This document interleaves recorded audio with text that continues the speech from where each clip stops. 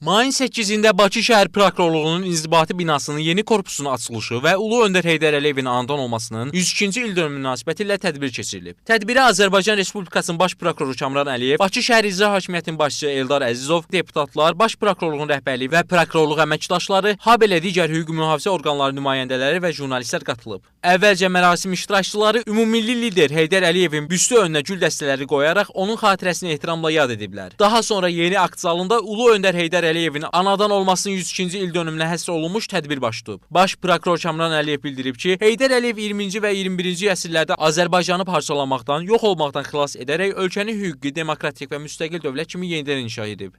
Müasir Azərbaycan dövlətinin banisi, bizim hüquq sisteminin əsasını təşkil edən konstitusiyamızın müəllifi Ulu Öndər Heydər Əliyevin prokurorluq orqanlarına daim diqqət və qayğısı yüksək olmuşdur. Bu prokurorluğa göstərilən diqqət qayğının möhtərəm Cənab Prezident tərəfindən də davam etdirilməsini qeyd etmək istəyirəm və bugünkü belə bir binanın, gözəl bir binanın açılışı, onun tikilməsi, ərsəyə gəlməsi, başa çatması təbii ki, onun birbaşa dəstəyi və qayğısı nəticəsində baş vermişdir. Daha sonra çıxış edən Bakı şəhər İcra Hakimiyyətinin başçısı Eldar Əzizov və Milli Məclisin Təbii Ehtiyatlar, Energetika və Ekologiya Komitəsinin sədri Sadiq Qurbanov çıxışında Prezident İlham Əliyevin rəhbərliyi ilə həyata keçirilən hüquqi islahatların və dövlət inkişafı istiqamətlərində atılan addımların Ulu Öndərin iddialarının davamı olduğunu bildirib.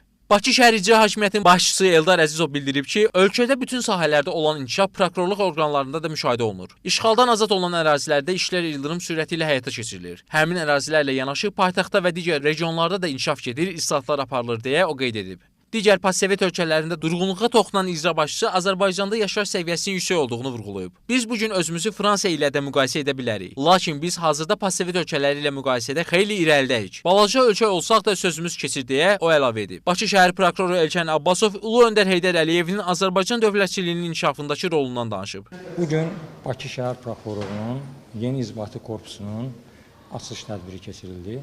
Mən hesab edirəm ki, bu açılış, bu binanın şəhər prokurorluq əməkdaşlarına istifadəsinə verilməsi möhtərəm Cənab Prezident tərəfindən prokurorluğa həmişə olduğu kimi diqqət və qayğının təzəssümüdür və yeni ən müasir tələblərə cavab verən yeni korpusun açılışında əməkdaşlarımızın iş keyfiyyətinə müsbət təsir göstərməsi, cinayətkarlara qarşı mübarizə, vətəndaş məmnunluğunun təmin olunması yüksək səviyyədə həyata keçiriləcəkdir. Tədbir Xalqın Adamı adlı sənədli film nümayişi ilə başa çatıb. Musa Hüseynli, Vüsal Bayramov, APA TV.